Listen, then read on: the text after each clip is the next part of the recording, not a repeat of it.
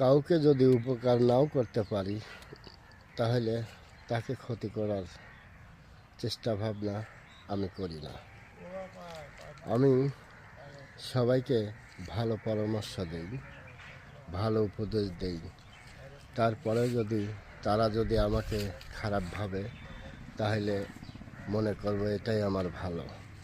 কারণ কি, কাউকে আমি ভুল রাস্তা দেখাবো না, কাউকে আমি খারাপ পরামর্শ দেব না, কাউকে আমি কুবুদ্ধি দেব না।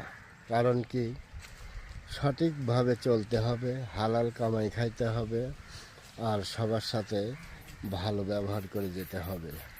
কারণ 2 দিনের দুনিয়া, আজ মরলে কাল 2 দিন, একদিন 2 দিন সবাই আমার জন্য হয়তো আফসোস করবে, কাঁদবে, তারপরে আবার সবাই ভুলে যাবে। তো কি দরকার